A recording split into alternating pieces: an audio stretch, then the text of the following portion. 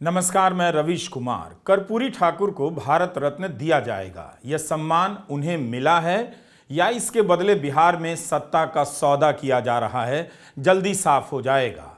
बिहार में महागठबंधन की सरकार जाती है और नीतीश कुमार बीजेपी से हाथ मिलाते हैं, तब सरकार बदलने और बनाने में भारत रत्न की यह पहली भूमिका होगी। भारत रत्न दिए जाने के पीछे राजनीतिक नजरिए की भूमिका रहती ही है, लेकिन पहली बार होगा कि भारत रत्न का इस्तेमाल राजनीतिक हथियार की तरह होगा। तय आपको करना है कि यह पुरस्कार कर्पूरी ठाकुर को दिया गया है या इसके बहाने किसी ने सत्ता की अपनी महत्वाकांक्षा को पूरा करने के लिए इस्तेमाल किया। अगर ऐसा है तो नाम के लिए पुरस्कार कर्पूरी ठाकुर को दिया जाता है, मगर असली पुरस्कार कोई सत्ता के रूप में बिहार की सरकार को हथिया कर लेता है।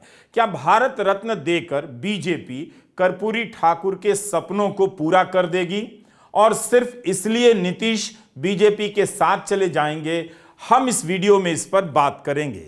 भारत रत्न की घोषणा के अगले दिन प्रधानमंत्री नरेंद्र मोदी का लेख छपता है।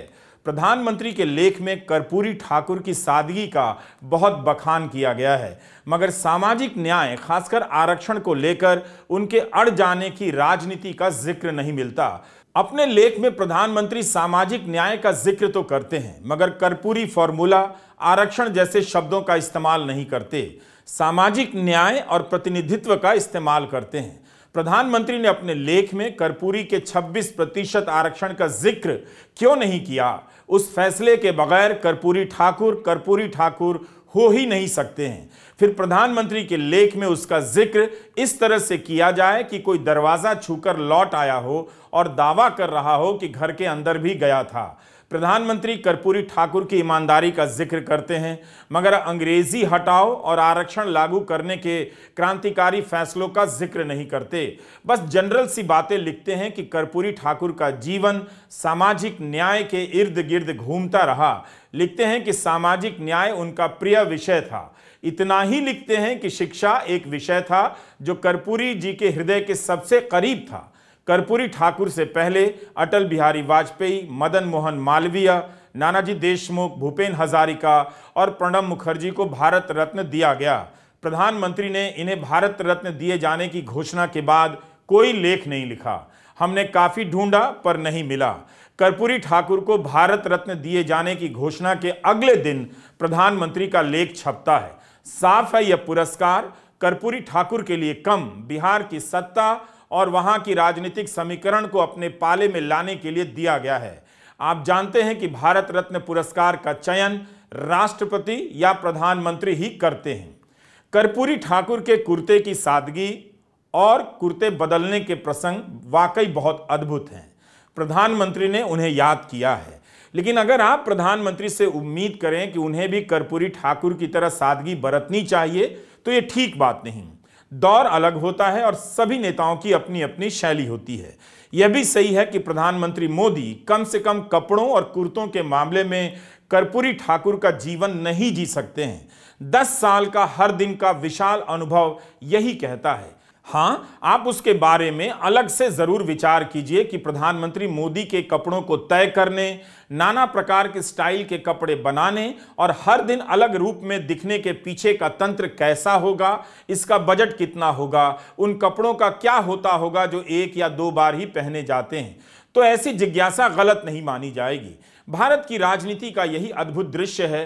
कोई फटे कुर्ते में भी सम्मानित है, कोई सैकड़ों प्रकार के कुर्ते बदलकर भी सम्मानित है। प्रधानमंत्री का एक सूट लाखों में नीलाम हुआ, वही प्रधानमंत्री आज कर्पूरी के सादे कुर्ते और उनकी सादगी पर लेख लिख रहे हैं। यही राजनीति का कमाल है। आप जैसा नहीं हो सकते उसकी भी आप तारीफ करते हैं और करनी पड़ती है। हम आज के वीडियो में कर्पूरी ठाकुर के बारे में काफी कुछ बताएंगे। प्रधानमंत्री ने अपने लेख में आखिर उन मुद्दों को छूकर क्यों छोड़ दिया जिनके बिना कर्पूरी ठाकुर का राजनीतिक जीवन पूरा हो ही नहीं सकता है।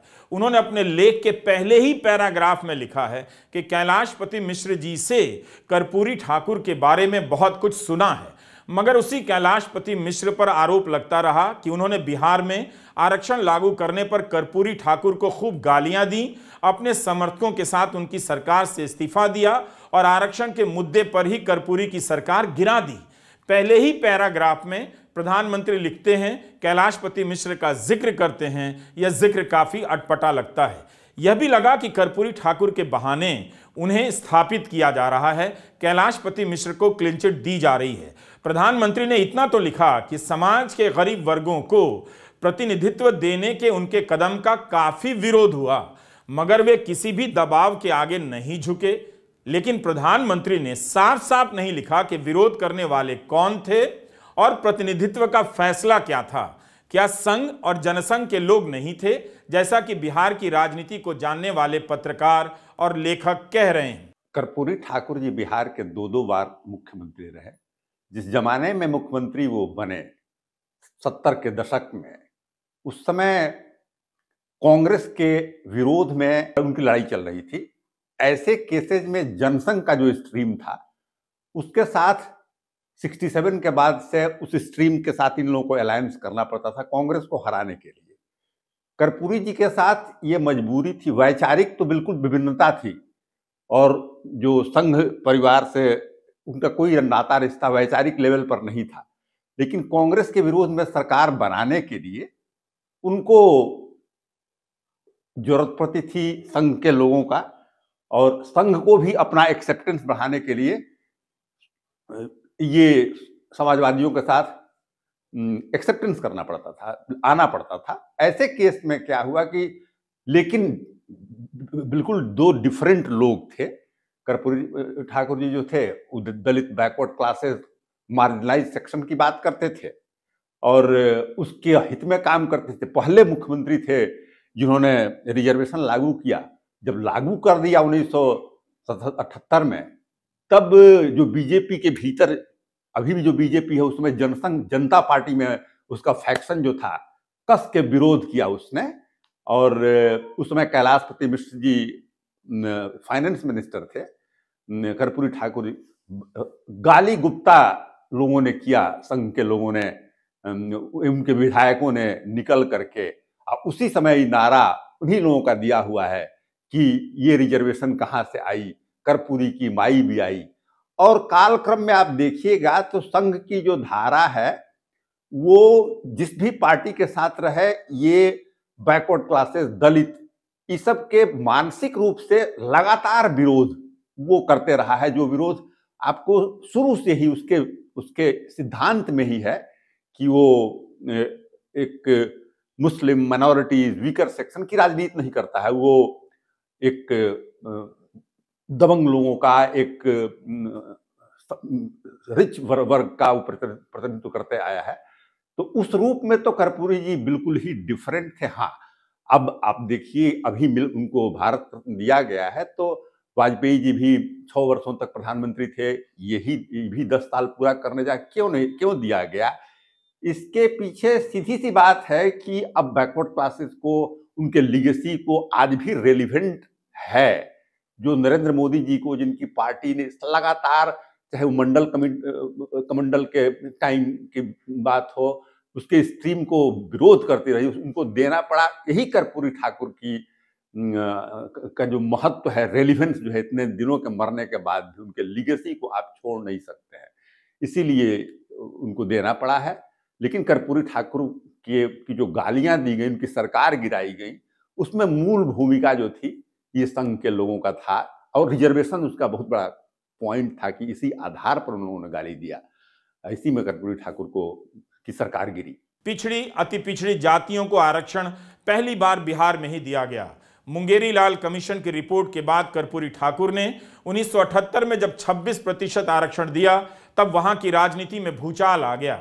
उस समय कर्पूरी ठाकुर जनसंघ के साथ सरकार चला रहे थे। जनसंघ के गुट ने उनका जोरदार विरोध किया और खूब गालियां दी।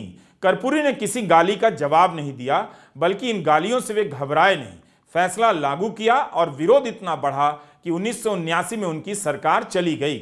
आज उनके नाम से भारत रत्न के बहाने जनसंघ की जगह आई बीजेपी बिहार में सरकार बनाती है, तो कर्पूरी ठाकुर के साथ यह इंसाफ नहीं होगा, उनका राजनीतिक इस्तेमाल होगा। राजनीति का कालचक्र गजब घूम रहा है। ऐसी राजनीति में कितनी मर्यादा है, कितनी नैतिकता है, कितनी विचारधारा है, यह तो राम ही बता सकते हैं, नीतीश कुमार और नरेंद्र मोदी ही बता सकते हैं। मगर कर्पूरी ठाकुर के आरक्षण के इस फैसले ने बिहार ही नहीं, देश की राजनीति का भूगोल बदल दिया। कर्पूरी के आरक्षण लागू करने के 1 दशक बाद जब मंडल कमीशन लागू हुआ, तब उससे काउंटर करने के लिए लाल कृष्ण आडवाणी रथ यात्रा पर निकल गए और नरेंद्र मोदी उसी रथ यात्रा के सारथी बन गए। प्रधानमंत्री ने अपने लेख में इन सभी बातों का कुछ भी जिक्र नहीं किया। आज जब बिहार से जातीय गणना की मांग पूरे देश के लिए उठ रही है, बिहार में जातीय गणना पूरी हो गई है और जाति के अनुपात में आरक्षण की बात हो रही है, जाति की गिनती से साफ हो गया है कि अति पिछड़ी जातियां और अन्य पिछड़ी जातियों की संख्या 61% से भी अधिक है। प्रधानमंत्री नरेंद्र मोदी कर्पूरी ठाकुर पर लेख तो लिख रहे हैं, मगर इसकी बात नहीं कर रहे। कर्पूरी का इस्तेमाल सरकार गिराने, आरक्षण के असली मुद्दों को भुलाने में नहीं होना चाहिए। वे 100 में 60% आरक्षण के पक्षधर थे। इस पर प्रधानमंत्री को अपनी राय साफ करनी चाहिए। आरक्षण लागू करने के कारण कैलाशपति मिश्र ने कर्पूरी ठाकुर की सरकार से इस्तीफा दिया था, यह तथ्य है। बिहार बीजेपी के पहले अध्यक्ष भी थे। कैलाशपति मिश्र 1995 से 2003 तक राष्ट्रीय स्तर पर बीजेपी के उपाध्यक्ष बने रहे, राष्ट्रीय सचिव भी रहे। फिर 1 साल के लिए गुजरात के राज्यपाल बनाए गए 2003 से 2004 के बीच। कैलाशपति मिश्र बीजेपी के महत्वपूर्ण नेताओं में से रहे हैं। 2016 में मोदी सरकार ने कर्पूरी ठाकुर को भारत रत्न देने से बहुत पहले कैलाशपति मिश्र के नाम से एक डाक टिकट भी जारी किया। कैलाशपति के इस्तीफे से कर्पूरी ठाकुर की सरकार गिरी थी। यह उस समय का स्क्रीनशॉट है, हम इसकी पुष्टि नहीं कर सकते, मगर ट्विटर पर डॉक्टर रंजन नाम के हैंडल से इसे ट्वीट किया गया है। यह 18 अप्रैल 1979 के टाइम्स ऑफ इंडिया अखबार के पहले पन्ने की खबर है। लिखा है, 14 सहयोगियों के इस्तीफा देने से कर्पूरी ठाकुर की सरकार का भविष्य तय हो गया, यानी सरकार गिर गई। क्या यह विचित्र नहीं है कि जिन पर कर्पूरी ठाकुर को गालियां देने के आरोप हैं, उनके नाम पर डाक टिकट है, जिन्हें गाली दी गई उन्हें भारत रत्न दिया जा रहा है। इतिहास और राजनीति का यह कैसा इंसाफ है। बीजेपी और प्रधानमंत्री नरेंद्र मोदी को साफ साफ बताना चाहिए कैलाशपति मिश्र और जनसंघ के लोगों ने कर्पूरी ठाकुर के साथ क्या बर्ताव किया। क्यों जनसंघ के मंत्रियों ने आरक्षण लागू होने पर कर्पूरी मंत्रिमंडल से इस्तीफा दिया। क्या कैलाशपति मिश्र के नाम पर डाक टिकट जारी करने वाली सरकार कर्पूरी ठाकुर को भारत रत्न देकर वाकई उनकी राजनीति के साथ इंसाफ कर रही है, या बिहार में सरकार बदलवाने या हथियाने का खेल रच रही है। बात स्पष्ट कर देता हूं, किसी के मन में ये संशय हो कि चुनाव के परिणामों के बाद नीतीश बाबू को फिर से भाजपा एनडीए में लेगी, तो मैं बिहार की जनता को स्पष्ट कह देना चाहता हूं और लल्लन बाबू को भी स्पष्ट कहना चाहता हूं, आप लोगों के लिए भाजपा के दरवाजे हमेशा के लिए बंद हो चुके हैं। अमित शाह का यह बयान 2 अप्रैल 2023 का है। अब इन जैसे बयानों का क्या होगा। तेजस्वी यादव के साथ चले जाने के बाद बीजेपी ने पानी पी पी कर नीतीश कुमार को कोसना शुरू किया। कहा कि कुछ भी हो जाए, अब उनके साथ नहीं जाएंगे, कभी अपने गठबंधन में नहीं लेंगे, जैसे कि चर्चा चल रही है। अगर सही निकली तो अमित शाह से लेकर बीजेपी के तमाम नेता अपने उन बयानों का क्या करेंगे। 22 जनवरी को कहा जा रहा था कि अयोध्या में राम मंदिर को लेकर, मंदिर के बनने के बाद बीजेपी की आंधी चल रही है पूरे देश में। यह भी कहा जा रहा था कि मोदी जो भी प्रण करते हैं पूरा करते हैं। मगर एक दिन बाद 23 जनवरी को कर्पूरी ठाकुर को भारत रत्न दिए जाने की घोषणा करते हैं और चर्चाएं चल पड़ती हैं कि बीजेपी को नीतीश कुमार का साथ चाहिए अगर बिहार में जीतना है तो। तब क्या बीजेपी अपना यह प्रण भूल जाएगी और नीतीश के साथ कभी नहीं जाने का प्रण तोड़ देगी। पटना में यह बीजेपी का मुख्यालय है। यह वीडियो मैंने 20 जनवरी को लिया था। यहाँ के ज्यादातर पोस्टरों पर राम आ रहे हैं और कुछ पर मध्य प्रदेश के मुख्यमंत्री को यादव नेता के तौर पर बिहार लाया जा रहा है। कर्पूरी ठाकुर को लेकर भी पोस्टर हैं, मगर प्रमुखता के हिसाब से राम मंदिर और मोहन यादव ही छाए नजर आए। जिस सड़क पर बीजेपी का दफ्तर है उसी पर जनता दल यूनाइटेड का भी है, जिसके बाहर केवल कर्पूरी ठाकुर जनशताब्दी वर्ष समारोह के पोस्टर बैनर लगे हैं। पटना शहर में भी जनता दल यूनाइटेड के पोस्टर कर्पूरी ठाकुर को लेकर चारों तरफ नजर आ रहे थे। 20 जनवरी के दिन यही लगा कि जनता दल यूनाइटेड के लिए कर्पूरी ठाकुर कितने बड़े नेता हैं, बीजेपी के लिए कर्पूरी ठाकुर का अस्तित्व जनता दल यूनाइटेड के बराबर नहीं। 23 जनवरी को उसी बीजेपी मुख्यालय के सामने एक मंच तैयार मिलता है, जिसका वीडियो आप देख रहे हैं, जिस पर कर्पूरी ठाकुर का पोस्टर है, बीजेपी के प्रमुख नेताओं की तस्वीरें हैं। 24 जनवरी को कुछ लोग इस तरह से बुला लिए जाते हैं जिनके हाथों में बीजेपी के रंग से रंगा पोस्टर पकड़ा दिया जाता है। उन पोस्टरों पर जनशताब्दी वर्ष लिखा है, कर्पूरी ठाकुर का नाम लिखा है। बीजेपी भले कर्पूरी ठाकुर को अपना लेने का अब दावा कर ले या भारत रत्न मिलने पर दावा कर ले, लेकिन सच्चाई यही है कि कर्पूरी ठाकुर बीजेपी के नायक कभी नहीं रहे। जनवरी 2016 में नीतीश कुमार ने जदयू द्वारा आयोजित कर्पूरी ठाकुर की जयंती के कार्यक्रम में कहा था कि अब जब भाजपा कर्पूरी ठाकुर की जयंती मनाने लगी है तो उन्हें भारत रत्न भी दे दे। हिंदू अखबार की एक रिपोर्ट से पता चलता है कि बीजेपी के प्रदेश अध्यक्ष सम्राट चौधरी ने आरोप लगाया है कि उनकी पार्टी जिस मिलर स्कूल मैदान पर कर्पूरी ठाकुर जनशताब्दी वर्ष मनाना चाहती थी, उसके लिए नीतीश कुमार की सरकार ने अनुमति नहीं दी। बीजेपी ने 24 जनवरी के लिए बुकिंग कराई थी, मगर उनकी बुकिंग कैंसिल कर दी गई। सम्राट चौधरी ने कहा है कि यह बिहार सरकार की गुंडागर्दी है। लालू प्रसाद यादव के प्रभाव में बिहार के मुख्यमंत्री गुंडागर्दी कर रहे हैं, यह छपा है। क्या बीजेपी के प्रदेश अध्यक्ष सम्राट चौधरी को पता था कि जिस नीतीश कुमार पर वे गुंडागर्दी के आरोप लगा रहे हैं उन्हें जल्दी ही गले लगाना पड़ सकता है? यह सवाल तो नीतीश कुमार से भी पूछा जाना चाहिए कि उन पर गुंडागर्दी के आरोप लगाने वाले लोगों के साथ वे कैसे जा सकते हैं। अब समझ आ रहा है कि सारी पृष्ठभूमि तैयार थी, बस 24 जनवरी का इंतजार था। अयोध्या से लौटकर प्रधानमंत्री सूचना देते हैं कि कर्पूरी ठाकुर को भारत रत्न दिया जा रहा है और खबरें छपने लग जाती हैं कि नीतीश कुमार तेजस्वी यादव से अलग होकर बीजेपी के साथ जाने वाले हैं। जिस जनसंघ के नेताओं ने कर्पूरी जी को गालियां दी, अब उनकी जनशताब्दी मनाने वाले सम्मान के नाम पर बीजेपी के साथ नीतीश कुमार तैयार बताए जा रहे हैं जाने के लिए। यह पटना में बना कर्पूरी ठाकुर स्मृति संग्रहालय है। कर्पूरी ठाकुर के जीवन से जुड़ी तमाम तस्वीरें और उनके इस्तेमाल की गई चीजें, चश्मा, घड़ी, कलम यहां पर देखे जा सकते हैं। इतिहास के पन्नों को आप यहां भी आकर पलट सकते हैं। 1967 में जब बिहार में पहली बार गैर कांग्रेसी सरकार बनी तो उसमें कर्पूरी ठाकुर उप मुख्यमंत्री बनाए गए, शिक्षा मंत्री बने और उन्होंने अंग्रेजी के कारण फेल हो रहे दलित और पिछड़ों के लिए एक ऐतिहासिक फैसला किया। अंग्रेजी के बिना भी पास किए जाने का आदेश जारी कर दिया। इसे कर्पूरी डिवीजन कहा जाता है। पूरे देश में यह अपनी तरह का अकेला फैसला था। इसका लाभ अगड़ी जाति के लोगों को भी उतना ही मिला, मगर इस एक फैसले के कारण बड़ी संख्या में दलित और पिछड़ी जाति के लोग अगली कतार में आ गए। यूनिवर्सिटी से लेकर सरकारी नौकरियों का कैरेक्टर कर्पूरी ठाकुर ने एक फैसले से बदल दिया। इस फैसले से अगड़ी जाति के गरीब लोग भी पढ़ाई और सत्ता में आगे आए। अंग्रेजी में फेल होने वालों को पास कराने के फैसले के कारण कर्पूरी ठाकुर को खूब गालियां मिली, खूब चुटकुले बनाए गए, मुहावरे बनाए गए, जो आज भी बिहार के परिवारों में बहुत खुशी और गर्व के साथ सुनाए जाते हैं।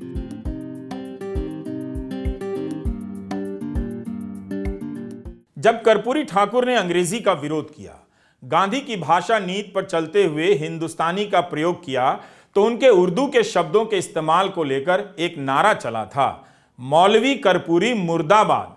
आप जानते हैं कि मौलवी लगाकर नारे लगाना किस संगठन और पार्टी का हिस्सा रहा है। यह काम वह संगठन और पार्टी आज भी करती है। कर्पूरी ठाकुर को दी गई गालियां अपने आप में एक दस्तावेज है। राजनीतिक हथियार के रूप में इन गालियों का इस्तेमाल किया गया। कर्पूरी ठाकुर के बारे में कहा जाता है कि वे सभी गालियों को धैर्य से सुनते थे, नाराज नहीं होते थे, बल्कि कहा कि उन्हें गाली देने वालों को गिरफ्तार ना किया जाए। ये बात प्रधानमंत्री नरेंद्र मोदी को नोट करना चाहिए और सबसे पहले उन्हें सीखनी चाहिए, जिनकी आलोचना करने पर न जाने कितने लोग जेल भेज दिए गए। आखिर एक नेता को लेकर इतनी गालियों की चर्चा क्यों हो रही है?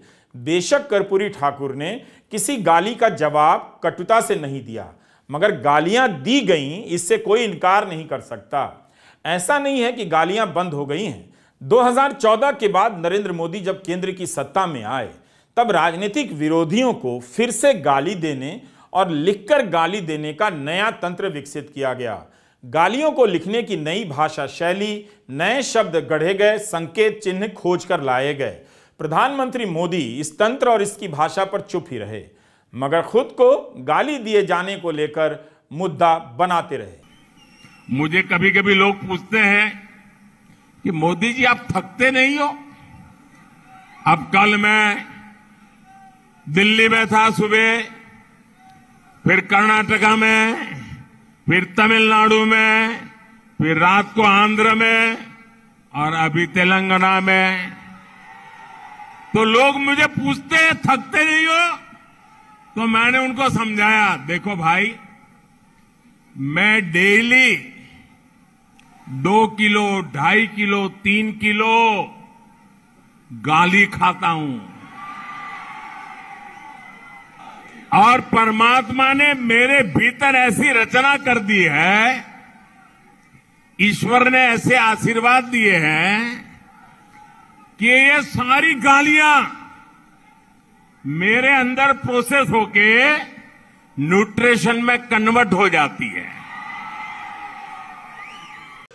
कांग्रेस ने फिर से मुझे गालियां देने का काम शुरू कर दिया है। मैंने देखा किसी ने उन गालियों की लिस्ट बनाई है और वो गालियों की लिस्ट मुझे दी है। अब तक मुझे ये कांग्रेस के लोगों ने 91 टाइम अलग अलग गालियां दी है। जिस कर्पूरी ठाकुर को सामंती और नफरती सोच के तहत गालियां दी गईं, उनके बारे में ठीक से बात होनी चाहिए।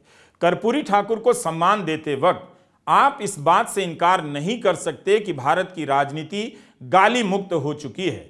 यहां तक कि बीजेपी के सांसद ने दानिश अली को लोकसभा के भीतर गाली दी।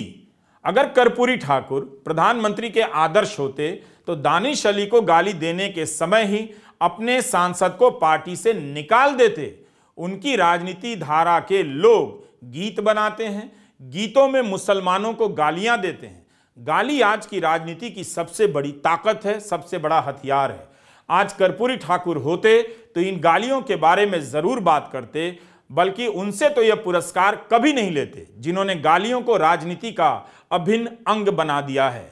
मीडिया में अब कोई खुलकर नहीं बताएगा कि कर्पूरी को गालियां दी गईं और देने वाले कौन थे। आज एक जाति की जगह एक समुदाय और एक धर्म को गोदी मीडिया से लेकर आईटी सेल गालियां देता है, मगर इस सच्चाई को कौन सामने लाएगा? लेकिन दूसरी तरफ इस तरह के लेख छप रहे हैं कि किस तरह लालू यादव ने कर्पूरी ठाकुर का अपमान किया, उन्हें जीप नहीं दी। लालू यादव और कर्पूरी ठाकुर के बीच रिश्ते अच्छे नहीं थे। कहानी बदलकर कहानी छिपाई जा रही है।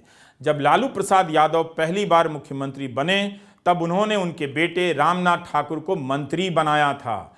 इस समय रामनाथ ठाकुर राज्यसभा में हैं और जदयू से हैं। नीतीश हों या लालू हों, दोनों ने कर्पूरी ठाकुर को उचित सम्मान दिया है, उनके बेटे को जगह दी है। पत्रकार नलिन वर्मा लिखते हैं कि जब कर्पूरी ठाकुर का अंतिम संस्कार किया जा रहा था, उन्होंने वहां पर लालू प्रसाद यादव को मौजूद देखा और फूट फूट कर रोते देखा, लेकिन मीडिया आपको यह सब नहीं बताएगा। कर्पूरी ठाकुर के राजनीतिक जीवन की सच्चाई आज के गोदी मीडिया और आरएसएस और बीजेपी को सहन नहीं हो सकती। कर्पूरी ठाकुर का राजनीतिक जीवन सामाजिक न्याय की राजनीति के पहले चरण का दौर था, जिसमें उन्हें अगड़ी और पिछड़ी जाति दोनों के सामंती और दबदबा रखने वाली जातियों का सामना करना पड़ा। कर्पूरी ठाकुर और समाजवाद नाम से एक किताब है जिसे नरेंद्र पाठक ने लिखा है। इस किताब में नरेंद्र पाठक लिखते हैं कि मंडल आयोग के अध्यक्ष बीपी मंडल उस समय कर्पूरी ठाकुर सरकार में मंत्री थे। जब उन्होंने पिछड़ी जातियों को आरक्षण दिया, तब बीपी मंडल ने इसका विरोध किया। कहा कि सरकार द्वारा उठाया जाने वाला यह ऐसा कदम है जिसे सरकार ने अपनी असफलताओं की ओर से जनता का ध्यान बटाने के लिए उठाया है। बाद में वही बीपी मंडल आयोग के अध्यक्ष बनते हैं और उनकी रिपोर्ट में जातिगत आधार पर आरक्षण का सुझाव दिया जाता है, जिसे विश्वनाथ प्रताप सिंह ने लागू किया। जब विश्वनाथ प्रताप सिंह को प्रधानमंत्री बनाया जा रहा था, तब कर्पूरी ठाकुर ने कहा था, क्या अब राजे महाराजे राज करेंगे? कितनी सारी कहानियां हैं। नरेंद्र पाठक की इस किताब में कर्पूरी ठाकुर का एक और प्रसंग है, जिसे आर्थिक आधार पर आरक्षण देने वाली मोदी सरकार शायद पसंद ना करे। कर्पूरी ठाकुर ने कहा कि जेपी चाहते थे कि आर्थिक आधार पर आरक्षण हो, इससे उनका कोई विरोध नहीं, लेकिन यदि आर्थिक आधार पर आरक्षण लागू किया गया तो बिहार में भ्रष्टाचार और घुसखोरी बढ़ जाएगी, लोग पैसे देकर सर्टिफिकेट बनाने लग जाएंगे। कर्पूरी ठाकुर ने कहा था कि हमने पिछड़े वर्ग को 26% आरक्षण दिया है, जबकि उनकी इस प्रकार की दशा आर्थिक और सामाजिक एवं शैक्षणिक रूप से इतनी खराब है कि 26% से अधिक आरक्षण मिलना चाहिए। क्या प्रधानमंत्री नरेंद्र मोदी कर्पूरी ठाकुर की इस बात से सहमत हो सकते हैं? तब उन्हें जाति की गणना और आरक्षण बढ़ाने का फैसला तुरंत कर लेना चाहिए। आरक्षण को लेकर यही जिद थी कि उन्हें पद से हटा दिया गया। कर्पूरी का विरोध करने वालों में मोरारजी देसाई भी सबसे आगे रहे। जनता पार्टी में आरक्षण विरोधी तत्व और पिछड़ी जाति के सामंती तत्व कर्पूरी को हर कदम पर रोका करते थे। यही कारण था कि कर्पूरी ठाकुर का राजनीतिक जीवन भले लंबा रहा, मगर सत्ता में वे 38 महीनों के लिए ही रहे। हर बार उनकी सरकार गिरा दी गई और हर बार कर्पूरी ठाकुर को रोकने और हटाने के लिए सरकार गिराई गई। जब भी वे दलित और पिछड़ों के लिए बड़े लक्ष्य की तरफ बढ़ते थे, हटा दिए जाते थे या हाशिए पर धकेल दिए जाते थे। आजादी के बाद जब केंद्र में पहली बार गैर कांग्रेसी सरकार बनने का वक्त आया, तब कर्पूरी ठाकुर जगजीवन राम को प्रधानमंत्री बनाना चाहते थे। जगजीवन राम को रोकने के लिए चौधरी चरण सिंह ने मोरारजी देसाई को आगे कर दिया। मोरारजी देसाई प्रधानमंत्री तो बने, मगर कर्पूरी ठाकुर ने उस सरकार में कोई पद नहीं लिया। मोरारजी देसाई यूं ही कर्पूरी ठाकुर का पत्ता नहीं काटते रहे। बाद में मोरारजी देसाई की सरकार गिराकर कांग्रेस के समर्थन से चौधरी चरण सिंह प्रधानमंत्री बन गए। चौधरी चरण सिंह संसद में विश्वास मत का सामना तक नहीं कर पाए, उसके पहले ही उनकी सरकार गिर गई। 1977 में बिहार विधानसभा में जनता पार्टी को बहुमत मिला। सत्येंद्र नारायण सिंह और कर्पूरी ठाकुर के बीच मतदान हुआ। कर्पूरी ठाकुर जीत गए। 24 जून 1977 को दूसरी बार मुख्यमंत्री बने, जो अप्रैल 1979 तक उनकी सरकार चलती है। पहली बार दिसंबर 1971 में मुख्यमंत्री बने और उसके पहले 1967 में उप मुख्यमंत्री बनाए गए। तो 1977 की सरकार केवल आरक्षण के कारण गिरी थी या कुछ और भी कारण थे? लाइव लॉ ने एक रिपोर्ट प्रकाशित की है, जिससे साफ होता है कि कर्पूरी ठाकुर जैसे ईमानदार और सख्त प्रशासक की पकड़ लंबे समय के लिए ना बन सके, इसके लिए उन्हें लगातार कमजोर किया जाता रहा। लाइव लॉ की यह रिपोर्ट अप्रैल 2022 की है। इसे सिटीजन्स एंड लॉयर्स इनिशिएटिव की तरफ से जारी किया गया है, जिसे वकील चंद्र उदय सिंह ने संपादित किया है। इसका संदर्भ यह है कि हाल में धार्मिक यात्राओं के दौरान होने वाली हिंसा के बाद यह रिपोर्ट निकाली गई, जिसमें इस बात की पड़ताल की गई है कि कैसे धार्मिक जुलूसों का इस्तेमाल हिंसा भड़काने के लिए शुरू से किया जाता रहा है। इस लेख में बताया गया है कि धार्मिक जुलूस का इस्तेमाल एक तरह से हथियार की तरह हुआ। 1979 में कर्पूरी ठाकुर की सरकार गिरी। इसी संदर्भ में इस रिपोर्ट में लिखा है कि उसी साल के रामनवमी जुलूस को लेकर आरएसएस के लोग अड़ गए कि जमशेदपुर के मुस्लिम बहुल इलाके साबिर नगर से जुलूस निकालेंगे। कर्पूरी जनसंघ सरकार मना करती रही, लेकिन आखिर में मान गई। अनुमति मिली कि मुख्य जुलूस से अलग होकर एक छोटा समूह साबिर नगर से निकलेगा, लेकिन ऐन मौके पर 15,000 लोगों का पूरा जुलूस उसी रास्ते से निकला। साबिर नगर मस्जिद के सामने भाजपा विधायक दीनानाथ पांडे ने हुजूम को रोका और मुसलमानों के खिलाफ भड़काऊ भाषण दिए। इसके बाद हिंसा भड़की और 79 मुसलमान, 25 हिंदू समेत 108 लोग जमशेदपुर में फैली हिंसा में मारे गए। पटना हाईकोर्ट के एक रिटायर्ड जज जस्टिस जितेंद्र नारायण की अध्यक्षता में एक जांच आयोग बना, जिसने अपनी रिपोर्ट में कहा कि इन दंगों के लिए आरएसएस और भाजपा विधायक दीनानाथ पांडे जिम्मेदार हैं। यह सब उदय चंद्र सिंह की रिपोर्ट में है, जो लाइव लॉ की साइट पर है, आप जाकर पढ़ सकते हैं। जिसे पढ़ने के बाद पता चला कि इन दंगों के बाद की राजनीति ने भी कर्पूरी की सरकार को अस्थिर करने में भूमिका निभाई होगी। बाकी आप डिटेल पढ़ सकते हैं। कर्पूरी ठाकुर की सरकार आरक्षण की वजह से गिरी, मगर टाइम्स ऑफ इंडिया की पुरानी रिपोर्ट से यह भी पता चलता है कि जमशेदपुर दंगों की भी इसमें भूमिका रही होगी। कर्पूरी ठाकुर के बारे में विस्तार से जानने के बाद आप भारत की राजनीति के आज को भी समझ सकते हैं। कर्पूरी ठाकुर की कहानी एक ऐसे नेता की कहानी है जो 1960 के दशक में बिहार की राजनीतिक जमीन पर तैयार हो रहा था, जिसके भीतर राष्ट्रीय स्तर पर निखरने की पूरी संभावना थी, लेकिन वह संभावना 1970 के दशक के पूरे होते होते बिहार की जमीन पर ही खत्म कर दी गई। कर्पूरी ठाकुर को भारत रत्न दिए जाने की मांग नीतीश कुमार ने भी की है, लंबे समय से की है, लालू प्रसाद यादव ने भी की है, तेजस्वी यादव ने भी की है। आज दोनों की इच्छा पूरी हो रही है, मगर इस वजह से उनकी सरकार भी जाती नजर आ रही है। जदयू द्वारा आयोजित जयंती कार्यक्रम में नीतीश ने कहा कि 2007 में जब से सरकार बनी है बिहार में, तब से हमने हर साल केंद्र से ये मांग की है।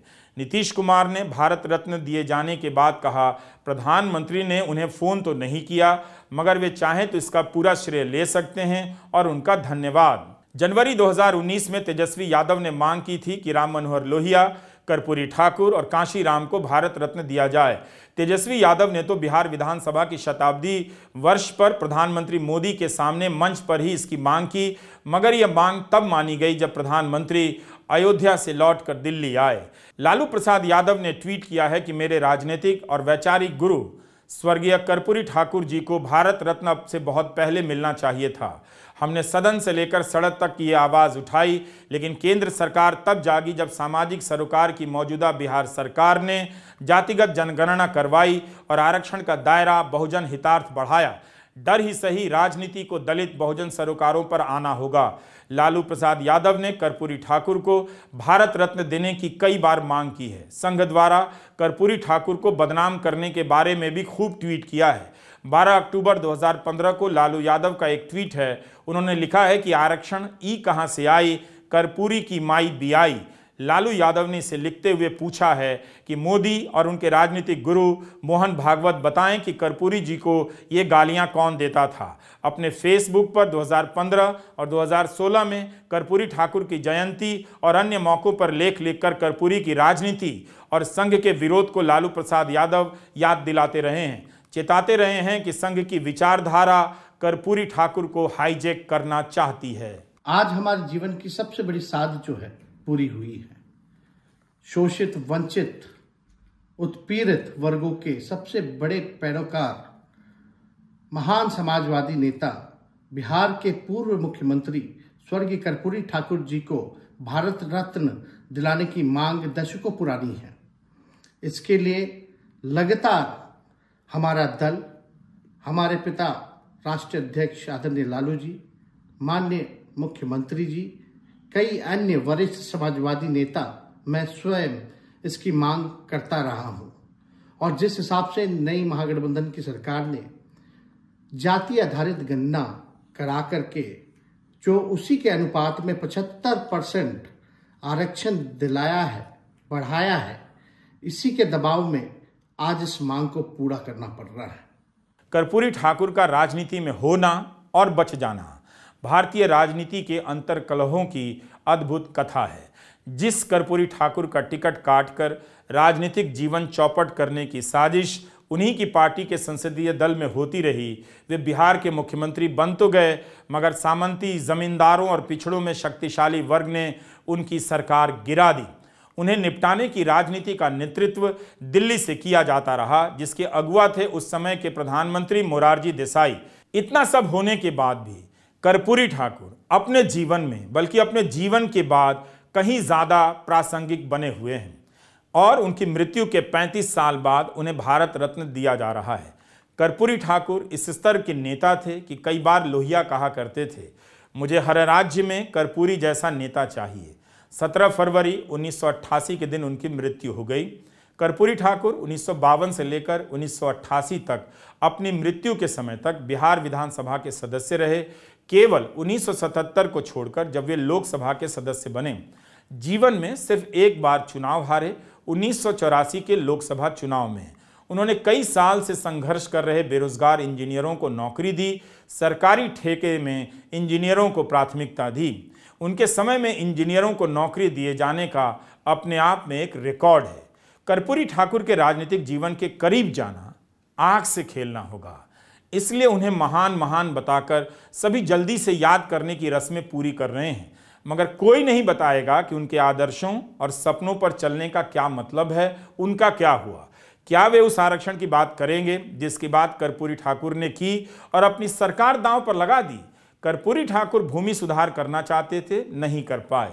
नीतीश कुमार की सरकार ने भी भूमि सुधार पर एक लंबी चौड़ी रिपोर्ट बनाई, मगर भूमि सुधार नहीं कर पाए, बल्कि भूले से भी अब कोई नाम नहीं लेता।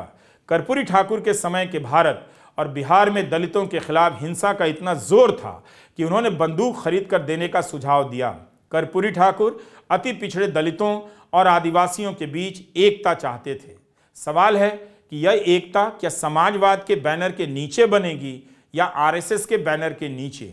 इस एकता की लड़ाई अब कौन लड़ेगा, नीतीश कुमार या तेजस्वी या बीजेपी? नीतीश कुमार और तेजस्वी यादव के लिए एक सवाल है, कर्पूरी ठाकुर की एकता की लड़ाई क्या मोदी के सामने सरेंडर कर लड़ी जाएगी या आरएसएस के सामने मोर्चा खोलकर?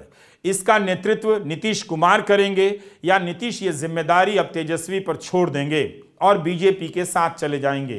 कर्पूरी ठाकुर की राजनीतिक विरासत एक सम्मान के सहारे दांव पर लगा दी गई है।